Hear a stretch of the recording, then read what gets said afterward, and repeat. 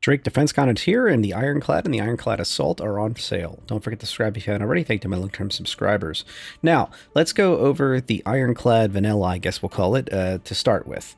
You're dealing with exactly what we said on the tin, exactly what CIG said they were going to offer, but now we have an official SCU number, 1,536 SCU. Nearly 3 times that of the Caterpillar's 576 SCU, on what is being called an armored hauler. Now, this ship can also handle vehicles, and it has, as you can see in the main area, you can see cargo as well as small vehicles in the back, but they're more supporting the main area, and you can roll in things that are not the size of a tank due to the clearance at the front, unless you really want to try something with the tractor beam, as we've had suggestions from folks. Another thing to note is this thing cannot defend itself as well as the Ironclad Assault. Now, it's rocking a pretty reasonable, good-sized size 5 man turret, but then you start going down to the size 3 remotes and a size 2 remote on the command module. This command module should not be something you really want to fluff up too much. It's the same idea as the Caterpillar. The command module can detach, go extremely short ranges due to its severely small fuel load, but more importantly is that storage. The 1,536 official SCU of cargo is super useful, and on rails with tractor beams, it is no slouch, and that is incredible. You can pop that whole top open and roll with it. Now, on to the more exciting for me is the Ironclad Assault. The Ironclad Assault is able to do some interesting things. The thing is, it has dozens of jump seats running along the sides of the main area, which I didn't realize in the videos, and they're really useful for people that are inside those vehicles that man these large class of vehicles, and additional turrets. But more importantly, inside that repair area, it is able to operate an entire area as a full-service garage capable of refueling, rearming, and even fabricating new components for ground vehicles. So they are going out of their way to declare it's a ground vehicle-focused delivery system, and it can fit tanks through the front, including the venerable Nova, but it has the turrets on the bottom to be able to help it guide itself in to do those jobs, but also the fact that it can do the work of refueling, rearming, and fabricating new components for ground vehicles. This also firms up my belief that the area behind where that repair service area is actually storage for the parts, because you're going to need material to put in to fabricate those new parts to replace parts that have been blown off of a tank or a Spartan chassis or something like that. I think this ship is going to be wonderful for military logistics, and the fact that it has been affirmed is really great. When it's not doing military logistics, how useful is it? Well, you still have 1,136 SCU of cargo. So you're sacrificing about a third of your cargo area, but it's important to note that you still gain a incredible amount of services and capability and the ability to really handle all large vehicles. So this is it with its Dauntless paint. I wanted to stress that you can see it here in all its glory on both models. Coming up is the Dauntless Iron with the Assault, for example, which changes it up a little bit. But both of them have the ability to have this nice paint job, and you can buy the paint job separate. This is something I think a lot of people always forget. It is 16 USD. You go into the pledge store, go to extras and all, and that's it. You can literally buy the paint now and sit on it if you don't want to buy the ship. Now, as for CCUs that you would need to look from, there are some really interesting and compelling ones. For example, the Dauntless Assault, the Ironclad Assault, is only 5 USD over the M2 currently. So if you were looking at the credit versions of all these ships, you will be able to easily move between those two vehicles. And that brings up an interesting price point for a lot of folks. So if you're looking for the roll-on, roll-off type capability the M2 Hercules brings, or the feel, the look of that second floor, I would stay with the Hercules. However, if you're looking for the capabilities of being able to support those ground vehicles and also deliver them in mass, but only through a single doorway, the Ironclad Assault is a better option. In addition, I would honestly say the Assault is a better option in space, because you're dealing with the situation of being able to pull that open and still have these tractor beams ripping everything in very quickly. Whereas the M2 Hercules, even with the two doorways, they have big groovy ramps. The cargo bounces around off the damn ramps. Its chin turret even bounces stuff around.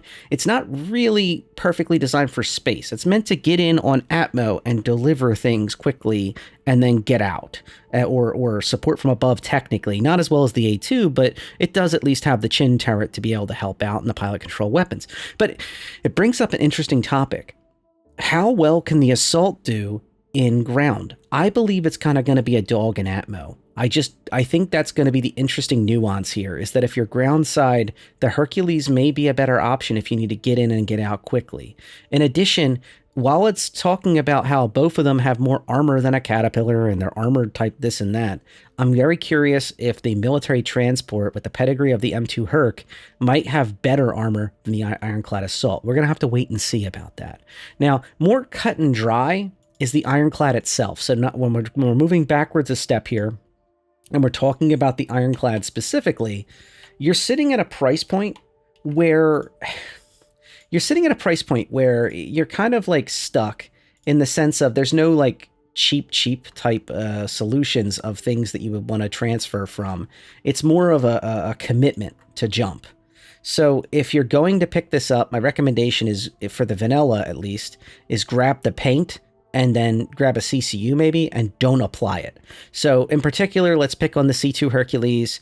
The C2 Hercules is highly likely going to have less armor than the Ironclad. That's one of the big differentiators between the C2 and the M2, is the M2 has heavier armor. You don't always want heavier armor. There has been some discussion about, will that impact atmospheric flying? Will that impact gravity wells in general, and basically fuel load and other things like that, and performance in flight? And even with the C2 being a very fast flyer, having less armor, it may be the most fuel efficient and most high performer of all of these ships, even with the nerf bat it received recently. But let's be honest, it was flying like a heavy fighter. It was a little ridiculous. So I'm sure that's going to be tweaked over time. And the C2 may be more useful in very friendly skies if you're able to put up with some of the differences. I'm going to state the obvious here, though. The Ironclad can carry far more freight, and it can still carry vehicles. It's going to be a harder, compelling use case for the C2 when you're talking about a 50 USD jump, sure, but it's a significant jump in capabilities for some use cases. Particularly, once again, back up in space. When you're in space with the Ironclad, it can defend itself better, I would argue. That's arguable, I agree. But I feel that its weapon layout and the way it's set up and the way it can kind of symbiotically work with smaller craft by letting them land inside and such, it kind of can bring its own help. Whereas the C2, it's like, oh, I got at most a couple Furies shoved in here, maybe, and that takes away cargo space or ground vehicle storage space. So what are you hauling? Versus the Ironclad, where it has yes, it would do the same thing. It takes up a small amount of its space, but it has a huge space to work with, and it has that huge opening on the top and the big ramp at the front, so it kind of has the advantage of a C2, at least half the advantage of a C2, plus it has that top opening with those beautiful tractor beams that are on these large rail systems that can move around, and a beautiful good view of it. If there's anything to complain about all both Ironclads, it's that the visibility from the actual cockpit is going to be skewed. Remember, you're going to be on the far left side of the back of the ship. Like, not the back, but almost like, think of an oil tanker, like the big bridge is towards the back, and then it's offset to the side. The real star of the show is going to be the tractor beam locations. And I think I said in the video, my first look video of this, instead of should you purchase video, I talked about how, like, that's going to be the seats people fight over, because it's got the best view in the house. It's going to be a lot of fun to use those tractor beams and flip things around and go crazy with them. And I really think it was a miss to not just put the cockpit there. Put the bridge, basically turn it into a bridge that has this specialist capability, a lot like the Pioneer does. The Pioneer has the assembly location, at least the last time we've seen it, on the bridge itself. It's like a dedicated little station on the bridge. That's the engineering station that lets you pick out what you're going to build next. That probably would have been better, especially because most of the time you're not going to be you're not going to be flying the ship like in Quantum and playing with the tractor beam systems that often, if ever. You're going to be more, am I flying hardcore or am I tractor beaming and such? And another thing that I wanted to note, the other video I didn't really think about was people are not going to need a tractor beam 24/7. I think that just like the turret folks, you can double as engineers, so multi-crew's less of a problem. And on the Ironclad Assault, I think the crew need is going to be one more than usual because you may be pulled away to repair multiple ground vehicles at a time, but you'll still be able to support the rest of the operations. And don't forget, you have those extra turrets to operate. Remote turrets are some of my favorite on the ships because you can jump from turret to turret to turret, and you don't need a single person dedicated to every single one of those, especially when you have a small ship trying to troll you where it's flying like underneath you or to the side of you trying to stay out of your turret range. You can have a single player jumping between, say, 2 or even 3 turrets and discouraging that type of activity and just making it at least a little bit harder for that small ship to mess with you. And, you know, I'm thinking of a Mantis trying to hold you down waiting for his friends type of thing, giving you a chance to get away. It does have pilot-controlled missiles for some reason, and I think that they kind of missed the point. We've been kind of beating the drum of missiles are kind of a little broken right now. I hope that with the concepts changing, that will change over time, but I don't know. I feel like especially on the regular Ironclad, 4 size 5 launchers that are rocking each 2 size 4 missiles is kind of missing the point. Maybe internal testing when the high server FPS and good reactions from the server and such tracking such things. Maybe it's better than we know. I'm not sure. Also, I think one of the other things is if there's anything to pick on the Ironclad Assault, it's the fact that they have too many jump seats, I think, even with the fact that you have all these ground vehicles running in and out. I guess they're trying to make it kind of a secondary option of like, we'll make this a drop ship, but then all the vehicles are going to awkwardly try to come out of the same door at the same time, and they can only go single file one by one. So if one of them gets incapacitated while it's driving out the door, the other vehicles are then trapped inside, and I guess you could Looney Tunes it and like open the top door and just have the vehicles trying to fire out the top of the vehicle, or tractor beam them out and hope they don't explode or fall sideways and get stuck. I don't know. But I just feel like a single ramp that's a single file vehicle and you're trying to like treat it as a drop ship is kind of under and overthinking things at the same moment. I wish that was a double wide doorway, or there was maybe a secondary exit that's like an egress just for troops that was still in line of sight to the front. So there is a doorway on the far left side that's going to become kind of a security issue, but also is good so that way people don't come walking up the ramp. But it's not in line of sight at the front. So you do have those 2 turrets, but once those get incapped and then you incap the vehicle, everything's kind of plugged, stuck up or something. Now, granted, yes, you can turn off that said damaged vehicle, which that means the enemy will just be railgunning it to death after it turns off its shields to get moved by your tractor beams. But in theory, you could do it quickly if you're quick communicating, and the enemy doesn't notice that quickly, I guess. But yeah, it just feels like it's a little too aggressive for this ship. This ship is like, to me, should be like a little bit behind the front lines, like not in range of like ballistas, and certainly not in range of like enemy Centurions and such, ideally. And you should be bringing in your own vehicles. And while I'm at it, it's not just for tanks. So I want to credit a couple people for mentioning like, oh, I'm thinking of running ballistas in here and Centurions myself and Spartans and all that stuff. Having those type of vehicles that normally are too large and too impractical to run, but in this vehicle, you'll have a lot more versatility. I don't think it's smart to run 5 Nova tanks. I think they just showed that to prove how large and vast the capabilities of this thing is. So that's kind of where I'm at with the Ironclads. I think that they're a place, and especially the Assault, you know who you are if you really like it. I think there will be some times where you regret giving up nearly a third of your cargo space for that capability, but it has a versatility to it that I think many of us just really look at. So yeah, just in case I didn't already mention it, 1152 SCU of storage on the Assault. So you're still having an extremely sizable number. If you're thinking of upgrading from a Caterpillar, which is quite a jump, but if you are thinking of something like that, I think you can do it with confidence, even with the Caterpillar modules, which are nice. I'm sure there will be even more nice ones. You know, I've heard rumors of medical ones. I've heard all sorts of crazy ideas. But at the end of the day, it's just not a very wide ship. So if it continues its current inclination, is not completely redesigned, a ship that's this wide with this much space to work with in the middle, while not modular, as long as one of these two options really suits your needs and checks the boxes for you, I think it has a value that's beyond what you can get out of your ship. So if you're thinking of a Caterpillar or something like that, I think you can jump with confidence towards this and just really enjoy yourself. And that's, once again, where I'm at with it. And I feel like the Dauntless in general is a good move. The paint, it looks really good. It's subjective, of course, you know, your own taste and all that. But I just feel like that's something to pick up. As a reminder with paints, roll your paints. So one of the best pieces of advice I ever got was taking paints, buying them, and then melting them. So melt paints, play with them, melt them, and then use that same credits to buy more paints. You can always buy them back for the same amount of money. There's no risk to this. And then you can be ready. So when this ship finally comes out of concept, you got the cool, sweet paint that everybody wishes they had, you know, the newcomers have. And you can do that. But you can even, you know, you can get complex with this. You can buy more than one paint. So if you have a buddy that's like, oh, I really wish I had that paint, well, you can hook them up. It gets a little expensive when you're talking about a paint for this size of ship, because you're talking about 16 USD.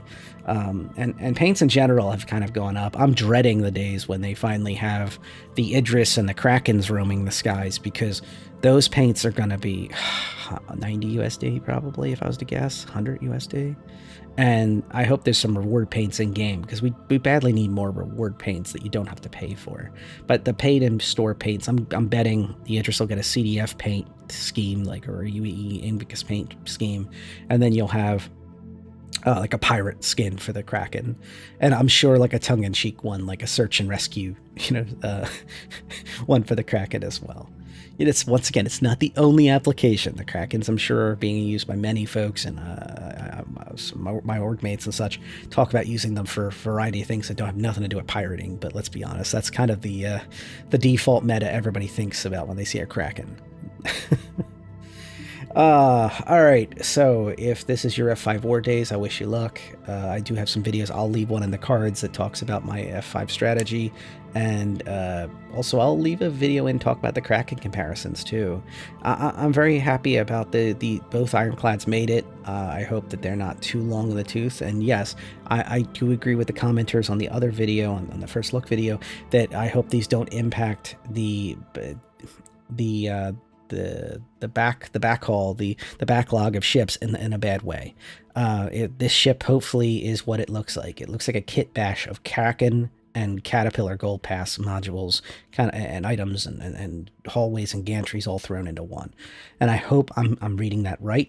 And that's why it's so easy for them to make it through white box and gray box phase on this thing, because it's literally just they're working on the parts to make those two ships be awesome.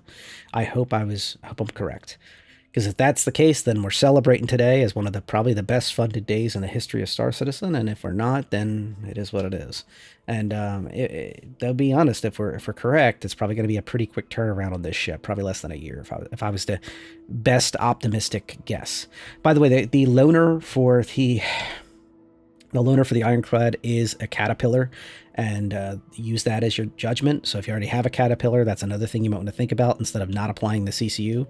So if you apply the CCU, you get the loaner. If you don't apply the CCU, you don't get the loaner, but you do keep that versatility. So if you decide the ship didn't work out the way you wanted it, you can melt it, you know, versus if you apply the CCU, then you got to find a path upwards.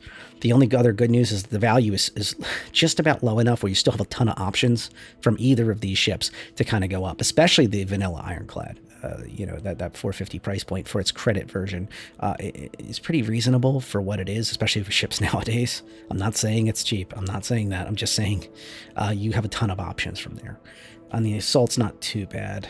It's at least not as bad as the jump from the C2 to the M2 back in the day. I mean, that was significant sour point for a lot of folks, especially for how little the M2 offered over the C2.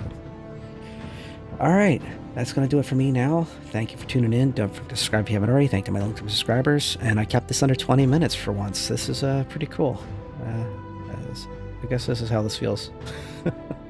I'm going to go find something cold to drink. And if you celebrate Memorial Day, happy Memorial Day to you and your family and your friends. I wish you everyone the best. And if not, have a great weekend regardless. It's a wonderful weekend out there, hopefully, for your weather.